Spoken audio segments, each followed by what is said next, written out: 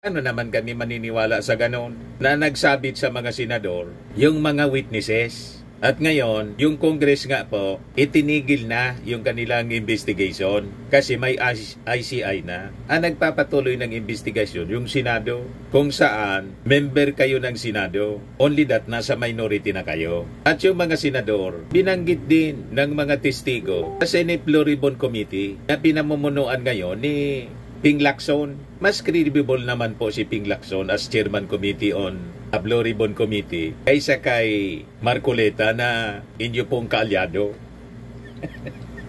na ang gusto lang imbestigahan 2022 onwards. You see, ngayon ang iniimbestigahan po sa mga anomalya the past 10 years.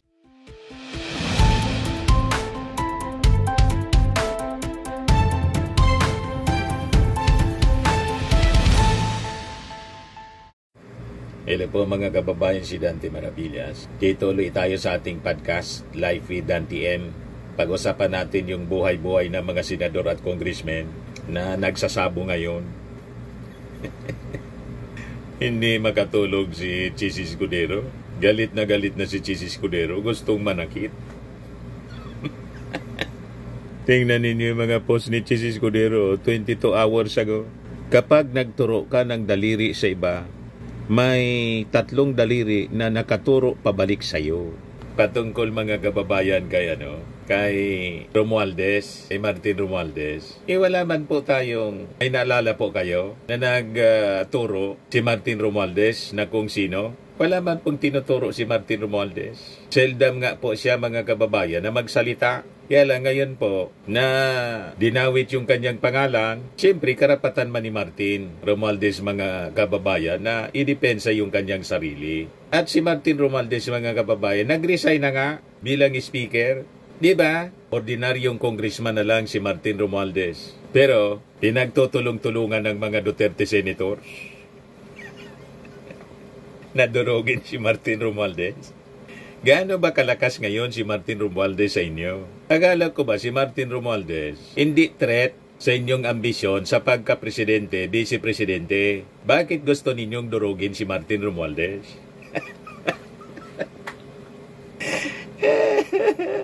Bukang bibig ng mga Duterte senators at ni Sara Duterte. Ba't ninyo pinapansin ang isang Martin Romualdez?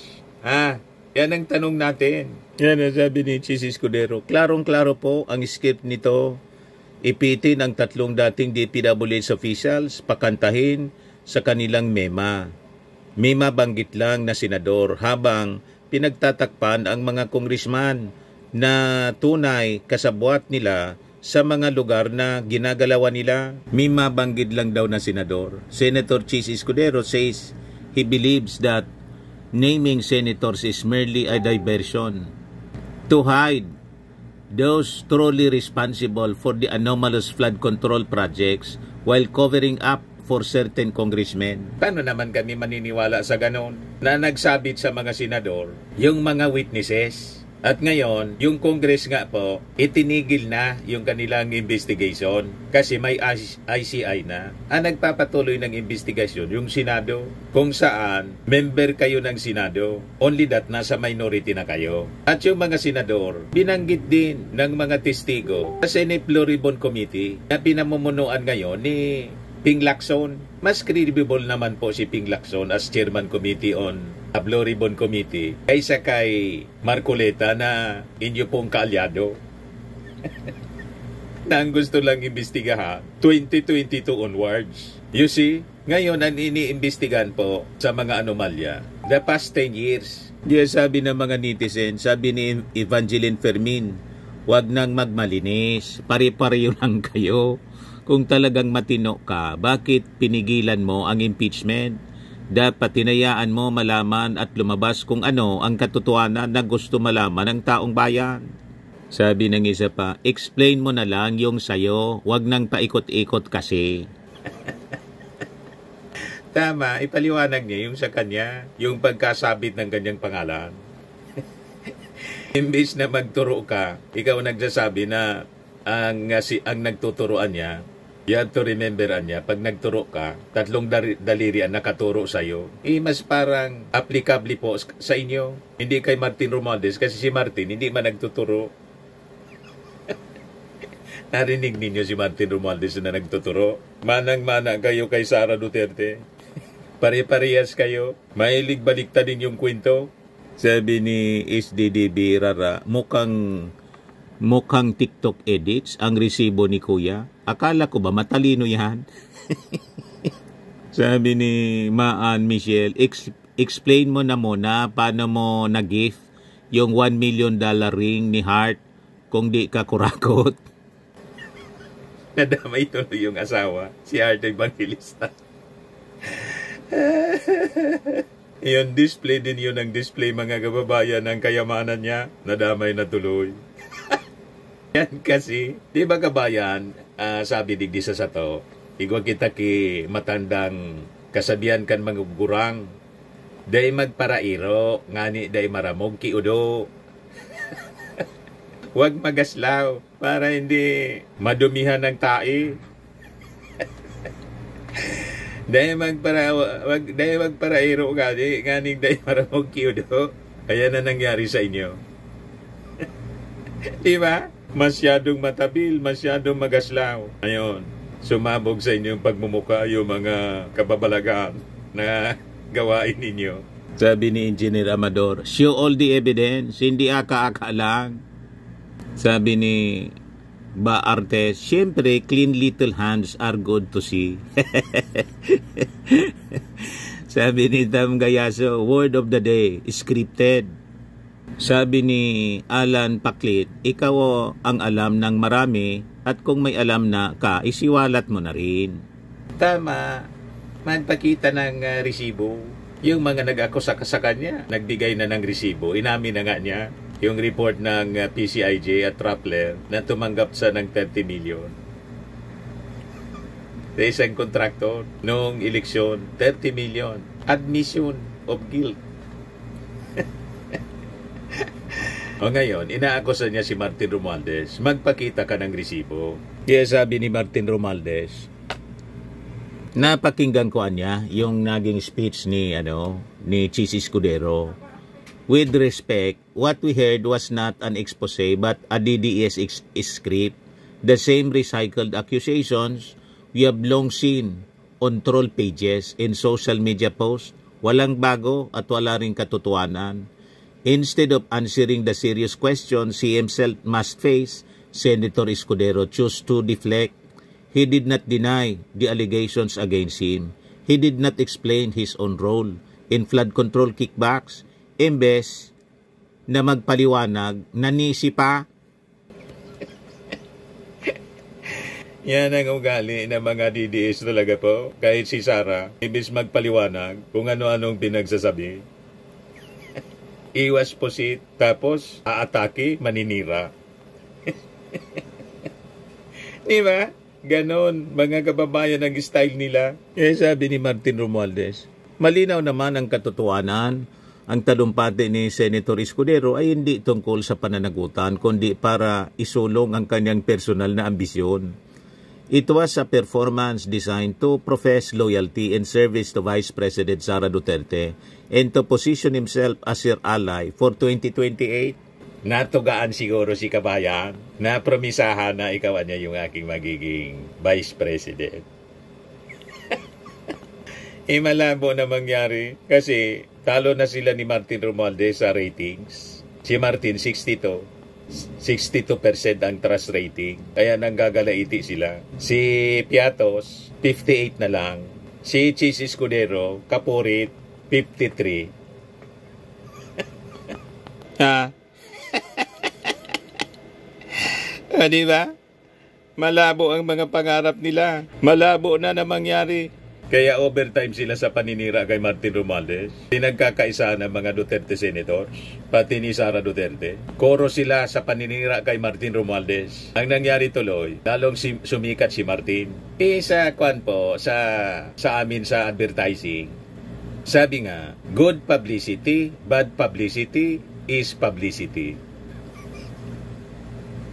Di ba? Kahit na masama, yung publicity pa rin. Yung recall ng tao sa politiko, lalong lumilinaw, nagiging top of the mind. Kaya si Martin Romualdez ngayon, naging top of the mind na po ng ating mga mamamayang Filipino. Na dati po, hindi man pinag-uusapan si Martin. Yung ratings ni Martin Romualdez, noong mga nakaraang taon, 0.6 lang po, ngayon 62 na. Talo na si Sara. Sabi ni Martin Romualdez, it was a performance designed to profess loyalty and service to Vice President Sara Duterte and to position himself as her ally for 2028. Ang tunay na pinagsisilbihan ay hindi ang katotohanan kundi ang sariling interes at plano sa politika.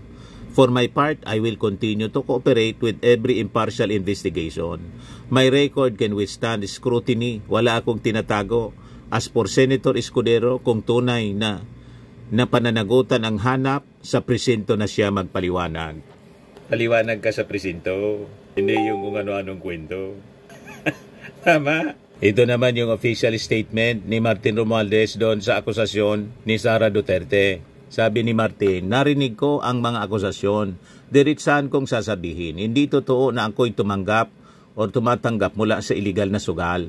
These stories about suitcases of cash are pure fiction. Lahat guni-guni, madaling magturo, madaling mag-imbento, pero ang katotohanan hindi kayang patunayan. Until today, wala pa rin ipinapakitang ebidensya. Puro sabi-sabi lang na inuulit-ulit. Sa isyu ng Okada, Delaware, malinaw, hindi ako kasali, hindi ako iniimbestigahan, at hindi ako akusado. Wala akong kinalaman sa kasong yon. Naaway ng dalawang negosyo. Binabalik lang ngayon para siraan ako. Nakakalungkot na ang mismong Vice Presidente na inaakusahan at na-impeach ng House dahil sa maling paggamit ng pondo ay siya pang nagkakalat ng ganitong kasinungalingan. When the source itself has lost credibility, why should anyone believe these baseless claims? Sabi po ni Martin Romualdez. Tumpak. Kwento man lang ni Sara, nagpa-preskon after na bumisita sa Senado para sa approval ng kanyang budget na agad naman na inapprove ng Senado. Gusto pang idagdag yung pondo ni Bongo tapos ni Jinggoy. Para daw may magawa. Maging working president si Sara. Working vice president pala si Sara. Malabo, ang ginagawa po, nagti-tree planting lang para may masabing may ginagawa. Tapos, layas palabas ng Pilipinas, pasyal-pasyal, maisog rally ang priority. Marcos resign. O di ba po? Kaya tama po itong sinabi dito sa nabasa kong post. Escudero's central charge was that Romualdez masterminded Zarzuela to shift accountability from congressmen to senators. He cited the testimony of Orly Regala Gutesa, who claimed to have delivered suitcases of cash to Romualdez residence and lamented that Romualdez has escaped scrutiny from the Department of Justice, the NBI, or the Anti-Money Laundering Council. He even connected Romualdez to now archived impeachment complaint against Vice President Sara Duterte, painting a picture of a powerful House leader weaponizing funds in politics for personal gain. But closer look reveals that Escudero's performance was not about accountability. It was about repositioning himself in a political storm that now threatens to engulf him. Correct. Lahat politika nasa isip nila. Pumoposisyon na sila mga kababayan, matagal na. Nakikita ninyo yung Duterte senators, nang bumisita si Sara sa Senado para sa hearing. Ang trato nila kay Sara Duterte, presidente na. Mga assuming po. Ayan o. Na sana ipasa na natin at i-endorse na sa malaki. Mr. Chairman, so there's a motion duly seconded by Senator Amy Marcos. I made the motion earlier. Of course, with the amendment that yung budget daw ni Senator Bongo idagdag natin sa OVP. Kasi siya na mismo nag-offer, Mr. President. So, you can make that amendment in the budget para madagdagan sila. I so move, Mr. Chairman. Second motion, Mr. Chairman. Senator Padilla, do you have any manifestation? Before I act on that, I know that you have my manifestation. Maraming salamat po. Sinusundan ko na po ang silambit ni Senator Marcos at si About Senator Senate, Zubiri. yeah, thank you. Senator Estrada, before I act on the motion, Well, first of all, I fully support the budget of the Office of the Vice President. And then I would like to associate myself again with the statement of Senator Bongo. Total naman, meron nagsabi ni sa Senator na malaki insertion natin. Ibigay na natin sa Office of the Vice President para maging working Vice President siya. Para daw maging working Vice President. So, mas malaki ng budget ni Sara para sa kanyang pagpasyal-pasyal.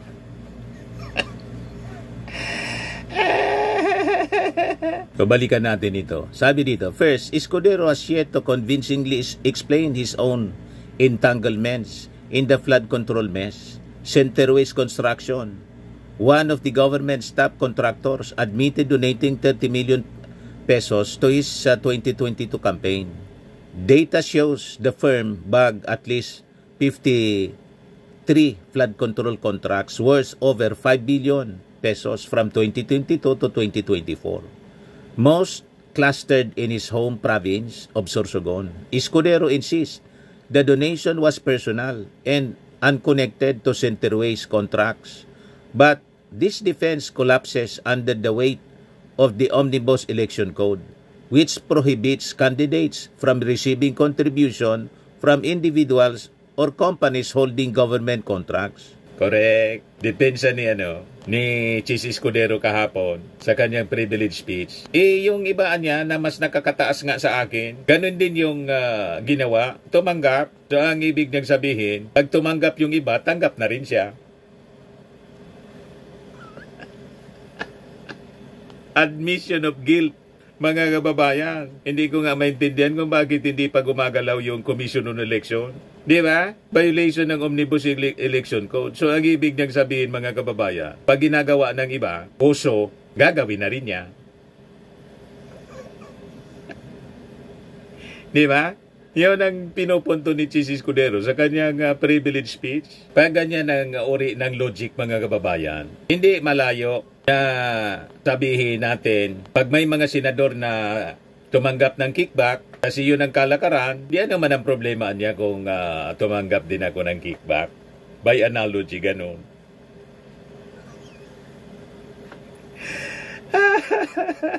Kasi may tumanggap sa taas. Bakit ako lang niya yung kinakalkal? Inaakusa? Yan ang punto niya. Pangalawa, sabi rito, Deputy Speaker Ronnie Pono's testimony places Escudero not as a whistleblower but as an active participant in questionable budget maneuvers. Pono revealed that Escudero and former Appropriations Chair Saldico effectively ran a small committee that finalized insertions in 2025 national budget, insertions that swelled the DPWH flood allocations to unprecedented levels. Romualdez, Pono said, was absent from these meetings.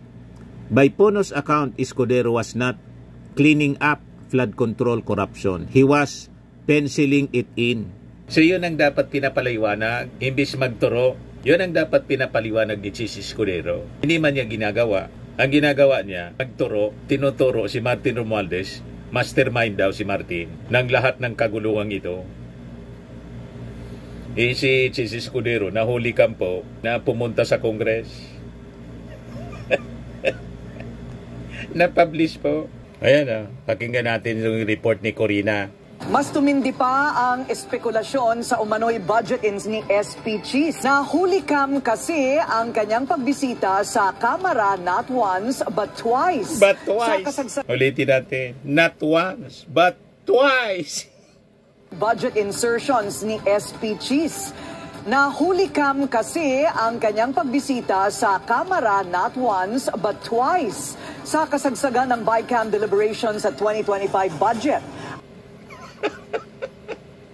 Yun ang dapat pinapaliwanag niya. Hindi yun nagtuturo siya. Si Martin Romualdez, hindi man nahuli kam. na tumanggap ng mali-malitang bulto-bultong basura. Kwento lang nila yon. Yung nahuli Kam, paano yon? Not once. Ham and cheese insertions. Not once but twice. Pagdalaw ni Escudero sa kamera, nahuli Kam. O diba, mga kababayan? Sino yung credible sa dalawa? Si Martin Romualdez, walang huli Kam. Number 3. Escudero's narrative relies on a witness whose affidavit is mired in controversy. The notary public named in Gutesa's affidavit has publicly denied notarizing or signing it, calling the document falsified and injurious to her reputation. If the testimony collapses, so does Escudero's centerpiece claim that Romualdez received 1.7 billion pesos in cash deliveries. Yet, perhaps the most telling element of Escudero's speech was not what he said, but why he said it, by casting Romualdez as the villain in Sara Duterte as the aggrieved. Escudero signaled a clear pivot to the Duterte bloc, a bloc that remains hungry for political redemption after Rodrigo Duterte's fall from grace and Sara Duterte's bruised standing. Romualdez himself called Escudero's remarks a DDS script designed less for the Senate floor than for the political stage of 2028. The irony is stark. Escudero decries selective justice even as he shields himself from the hard questions about his own campaign financiers and budgetary fingerprints. Accuses others of diversion while mounting a diversionary spectacle of his own, and he claims to defend institutional integrity even as he cheapens the Senate by turning its floor into a stage for factional loyalty test. Tumpak! Gusto niya tayong paniwalain na gusto niyang i-defend yung institutional integrity ng Senado. Siya ang sumira po ng Senado dahil sa forthwith. Nasira. Kaya nga po bagsak yung kanyang ratings po. Tinalo ni Martin Romualdez. At yung Congress, mas mataas yung ratings ng Congress kaysa sa Senado. You see, lalo na po ng leader ng Kongreso, si Martin Romualdez, mas mataas yung ratings kaysa kay Sara at saka kay Chis Escudero, 53% na lang. Sino ngayon ang paniniwalaan natin na sumira sa institusyon? Kayo yung sumira sa Senado, nawala yung respeto ng mga tao sa Senado. Kaya sabi nga natin, dapat yung Senado abolish na lang. Kasi sabi ni Ping Lacson, mga toto 3 lang daw mga kababayan sa mga 19 senators ang walang insertions. Almost all may insertions. You see? Ayan man lang po. Gusto magpilato ni Chis Escudero. Mahilig kayo magpilato. Yan po ay atid sa inyo nitong napakagandang product from Australia. I am worldwide amazing pure organic barley from Australia. Yung mga gusto po na mag-order nito, mag-try, mag-message na lang po kayo sa amin. So lagi ninyong tatandaan po sa buhay, you become what you believe. Bye-bye po. God bless.